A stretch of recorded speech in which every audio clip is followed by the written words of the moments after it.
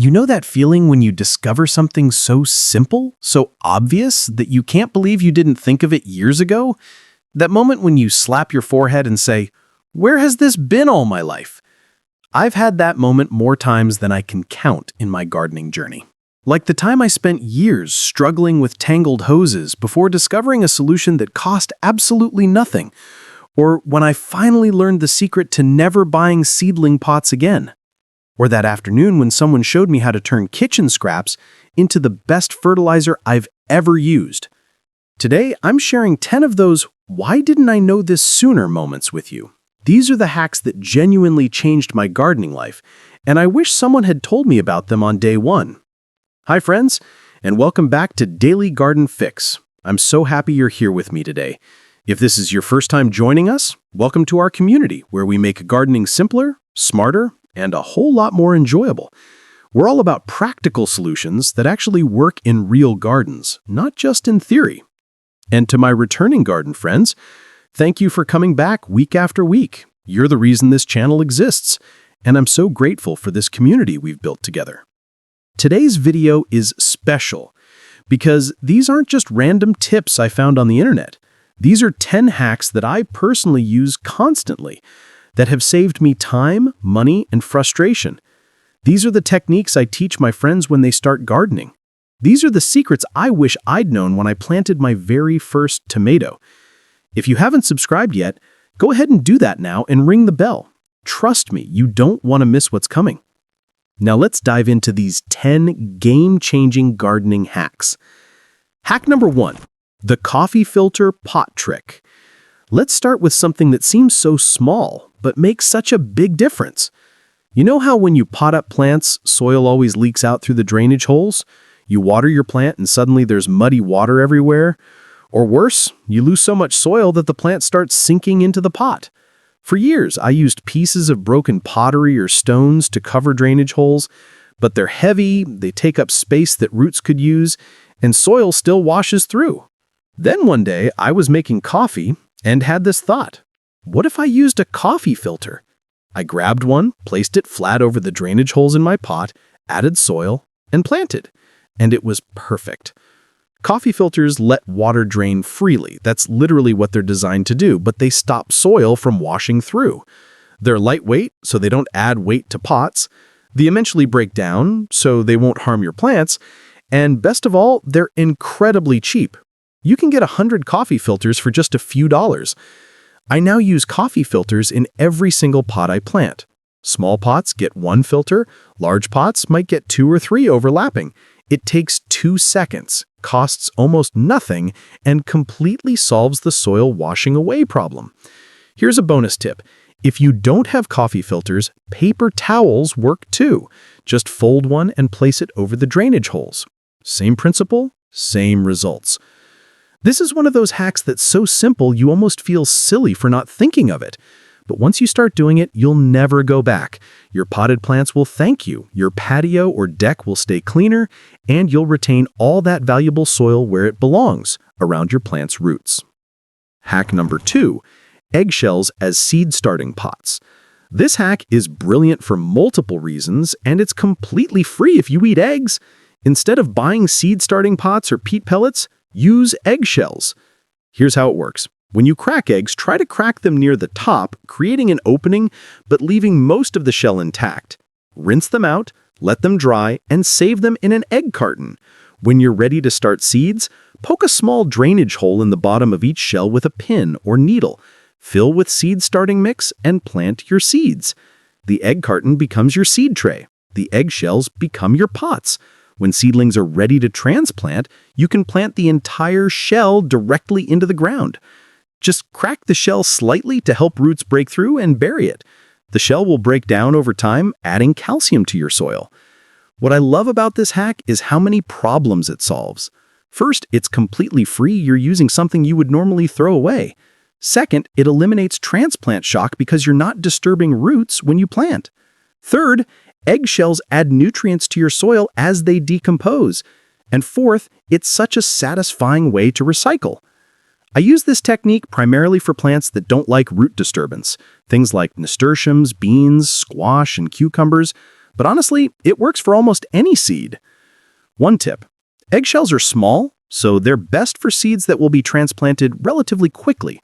If you're starting something that needs to grow indoors for months, you might want larger containers, but for quick-growing seeds or direct sowing replacements, eggshells are perfect. I also love this hack for teaching kids about gardening. Children are fascinated by the idea of planting seeds in eggshells. It makes the whole process more engaging and magical.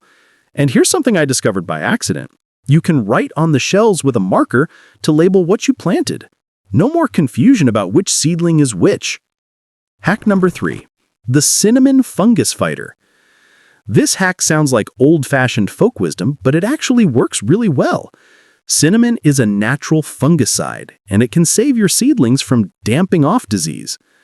Damping off is the #1 killer of seedlings. You plant seeds, they germinate beautifully, and then suddenly they just fall over and die at the soil line.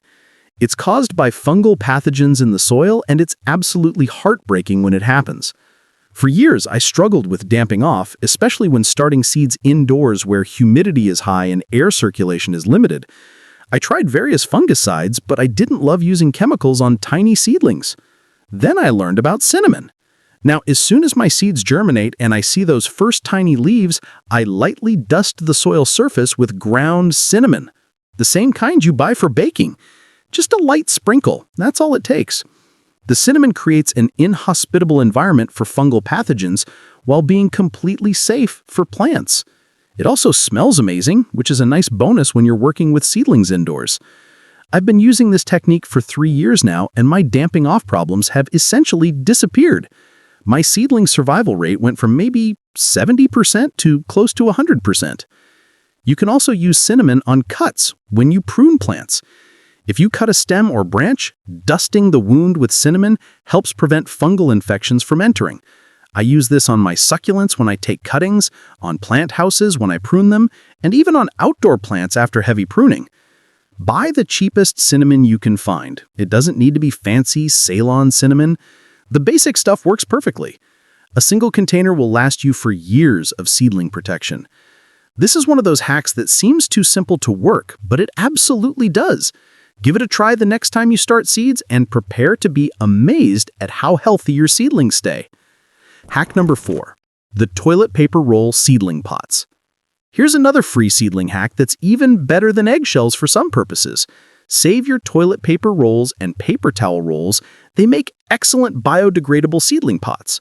For toilet paper rolls, just fold the bottom in on 4 sides to create a base like closing a box, fill with seed starting mix, and plant your seeds. For paper towel rolls, cut them in half first, then do the same folding technique. What makes this hack so brilliant is the size. Toilet paper rolls are deeper than eggshells, so they're perfect for seedlings that need more root space before transplanting. They're ideal for tomatoes, peppers, and other plants you'll grow indoors for several weeks. When it's time to transplant, you can plant the entire roll directly into the ground. The cardboard will break down over time. Or, if you prefer, you can carefully peel away the cardboard at planting time. It's usually pretty easy to remove. I make dozens of these every spring. They cost absolutely nothing, they work beautifully, and I feel good about reusing materials that would otherwise go to recycling. Here's my system. I keep a box in my bathroom and kitchen, and instead of recycling toilet paper and paper towel rolls, I toss them in the box. By the time spring arrives, I have plenty saved up for seed starting. You can even get creative and decorate them if you're doing this with kids. Let them color or paint the rolls before filling them. It makes seed starting more fun and helps identify what's planted where. Some gardeners cut slits in the bottom of the rolls instead of folding them, then set them in a tray to contain the moisture. Both methods work fine. Experiment and see what you prefer. This hack has completely eliminated my need to buy seed starting pots. Between eggshells for quick crops and toilet paper rolls for long-term seedlings, I have all the containers I need, and they're all free and biodegradable. Hack number 5. Banana peel fertilizer. This hack turns kitchen waste into powerful plant food, and it's especially great for roses, tomatoes, and any flowering plants. Banana peels are rich in potassium, which promotes flowering and fruiting. Instead of throwing them away, use them to feed your plants. Here's the simplest method. Just bury chopped banana peels directly in the soil around your plants. Dig a small hole a few inches from the plant stem, drop in some chopped peel, and cover with soil.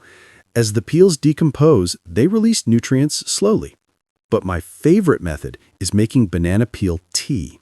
I save banana peels in a container in my freezer until I have about 5 or 6. Then I put them in a large jar or pitcher, cover with water, and let it sit for a few days. The water extracts nutrients from the peels, creating a liquid fertilizer.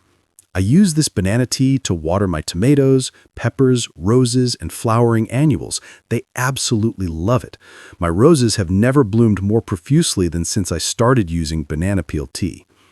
You can also dry banana peels and grind them into powder using a blender or food processor. This banana peel powder can be mixed into potting soil or sprinkled around plants and watered in. What I love about this hack is that it's free, it's organic, and it reduces waste. Those banana peels that were heading to the trash are now feeding my garden. One caution: don't overdo it. Banana peels are great, but plants need balanced nutrition. Use banana peels as a supplement to your regular fertilizing routine, not as a complete replacement.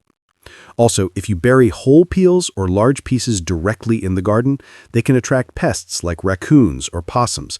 Chopping them small or making tea eliminates this problem.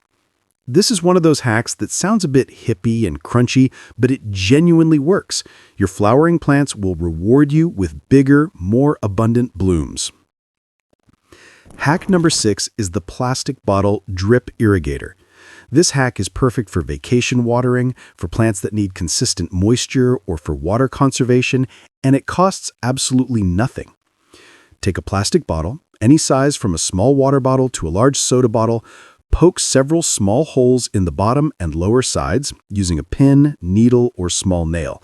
The holes should be small enough that water drips slowly rather than gushing out. Bury the bottle next to your plant, leaving just the opening above soil level. Fill it with water, and it will slowly drip moisture directly to the plant's roots over several days. I use this technique for tomatoes, peppers, cucumbers, and squash, anything that drinks a lot of water during hot weather. I bury a bottle when I plant, and all summer I just refill it every few days. The beauty of this system is that water goes directly to roots with minimal evaporation. Surface watering loses a lot of water to evaporation, especially in hot weather. This underground drip system is much more efficient. It's also perfect for when you're away on vacation. Fill the bottles before you leave, and your plants will stay hydrated for several days. For larger plants, use larger bottles. For container plants, smaller bottles work better. You can even cut the bottom of a bottle completely and invert it in the soil. This creates a funnel that directs water deep into the root zone. I've also used this technique for newly planted trees and shrubs. A 2-liter bottle buried next to a new planting ensures deep watering that encourages roots to grow downward. Some gardeners get fancy and connect multiple bottles with tubing to create a network, but honestly, the simple version works great for most situations. This hack has saved my tomatoes during heat waves, kept plants alive during vacations, and reduced my water bill by making irrigation more efficient. Hack number 7 is the newspaper weed barrier. This is hands down the best weed suppression hack I've ever used, and it's free if you get a newspaper or can pick up discarded ones. Instead of buying expensive landscape fabric or weed barrier, use newspaper.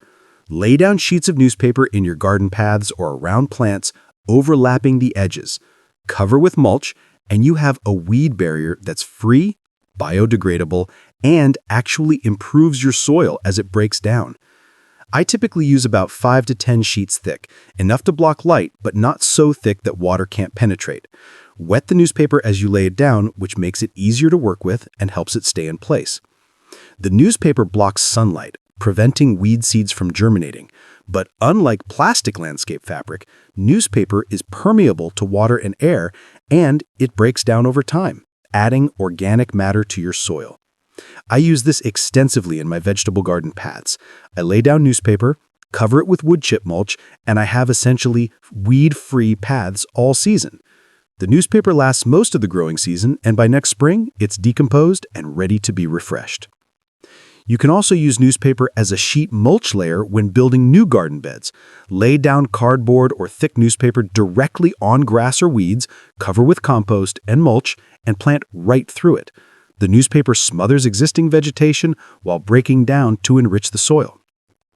One important note, use only newspaper with black ink, not colored ink. Modern newspaper ink is typically soy-based and safe, but avoid glossy magazine pages or colored advertising inserts that may contain undesirable chemicals. This hack has dramatically reduced my weeding time. Instead of spending hours pulling weeds from paths, I spent maybe 15 minutes once a season refreshing the newspaper layer. It's also a great use for all those newspapers that might otherwise go to recycling. You're keeping material out of the waste stream while improving your garden. Hack number 8 is the fork method for root-bound plants. This hack has saved so many plants that were struggling in their pots. When you buy a plant, or when your potted plants become root-bound, the roots often form a tight circular mat that continues growing in circles even after transplanting. For years, I just plant them as is, maybe roughing up the root ball a little bit with my fingers, and then I'd wonder why the plants didn't thrive. Then I learned the fork method. Take a regular garden fork or even a kitchen fork and score the root ball vertically in several places. You're not trying to destroy the roots, you're just making vertical cuts through that circular pattern to encourage roots to grow outward instead of continuing in circles. It looks brutal. The first time I did it, I was sure I was killing my plants, but the opposite happened. They exploded with growth. Here's what I do now. When I remove a plant from its pot, I examine the roots. If they're circling around and around, I use my fork to make 4 or 5 vertical scores from top to bottom of the root ball. Then I gently tease some roots outward at the bottom, then I plant. The small damage you do by scoring encourages roots to branch and grow in new directions. Within weeks, those plants have established themselves far better than unscored plants.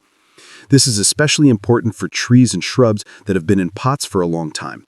If you don't break up that circular root pattern, they may never properly establish even years after planting.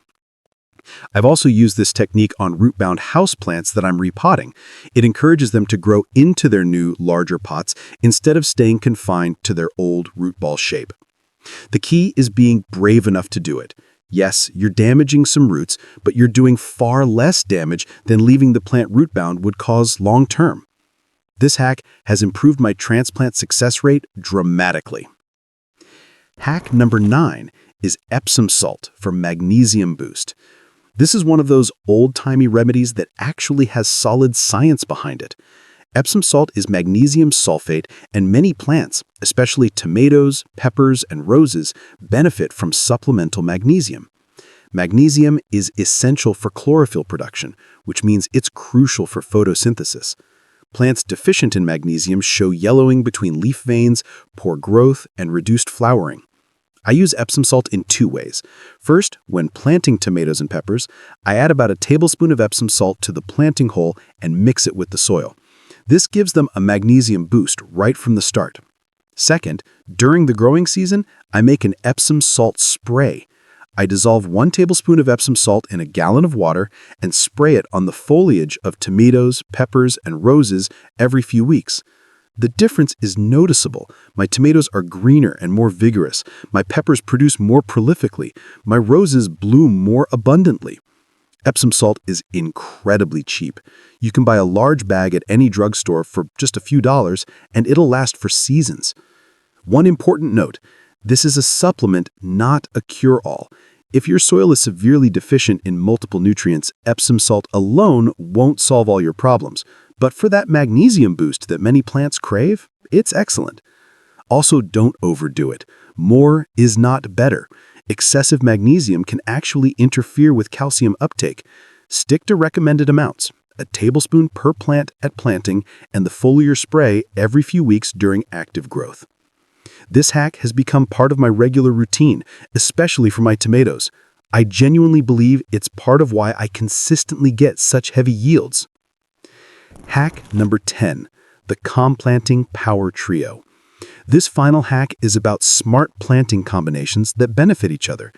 The classic example is the three sisters, corn, beans, and squash planted together. But my favorite modern trio is tomatoes, basil, and marigolds. Here's why this combination is magic. Tomatoes are heavy feeders that benefit from companionship. Basil planted near tomatoes is said to improve their flavor and repel certain pests like aphids and hornworms. Whether this is scientifically proven or gardener folklore, I can tell you my tomatoes do better with basil nearby. Marigolds are the real pest deterrent powerhouse. They repel aphids, whiteflies, and other pests. Some marigold varieties. I've also experimented with other combinations. Carrots and onions planted together. Onions repel carrot flies. Cabbage family plants with herbs like rosemary, sage, and thyme. The strong scents confuse cabbage moths. Beans with summer savory. Savory repels bean beetles. What I love about companion planting is that it works with nature instead of against it.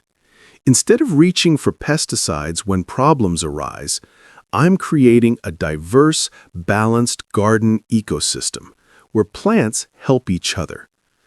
This isn't magic, and it won't solve every pest problem, but it genuinely makes a difference. My gardens have healthier plants and fewer pest issues since I started paying attention to companion planting. Start simple. Try the tomato, basil, marigold combination this year.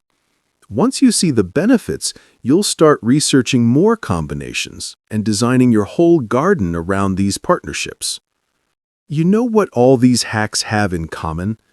They're all simple. None of them require expensive equipment or complicated techniques. Most of them are completely free or cost just pennies. And yet they make such a profound difference in gardening success. I think that's one of the most important lessons I've learned over years of gardening. Success isn't about spending more money or having the fanciest tools. It's about knowing these little tricks, these clever solutions, these time-tested techniques that experienced gardeners use. When I started gardening, I thought I needed to buy everything. Special pots, expensive fertilizers, professional tools. And while good tools do make work easier, so much of successful gardening is about knowledge, not equipment. Every single one of these hacks came either from personal experimentation or learning from other gardeners. That's the beautiful thing about the gardening community. We share knowledge freely. We want each other to succeed. I genuinely wish someone had sat me down on my first day of gardening and taught me these 10 things. Think about how much time I would have saved not dealing with damping off. How many plants would have survived if I'd known about the root-bound scoring technique? How much money I would have saved by using toilet paper rolls instead of buying seed pots. But maybe the journey is part of the joy. Maybe discovering these hacks over time, having those aha moments, is part of what makes gardening so satisfying. Still, I'm excited to share them with you now. Maybe I can shorten your learning curve a bit. Maybe you'll start using coffee filters in your pots today and wonder how you ever gardened without them. And here's the thing, these 10 are just the beginning. There are hundreds of clever gardening hacks out there. Some will work perfectly for your situation. Others might not be relevant to your garden or climate. That's okay. Take what works, adapt what doesn't quite fit, and keep learning. Gardening is a lifelong journey of discovery. Every season, I learn something new. Every year, I try a new technique. And slowly, my garden gets better, my plants get healthier, and the whole process gets easier and more enjoyable. Let me quickly recap these 10 game-changing hacks. 1. Use coffee filters to prevent soil from washing out of pot drainage holes. 2. Start seeds in eggshells for free, biodegradable pots that add calcium to soil.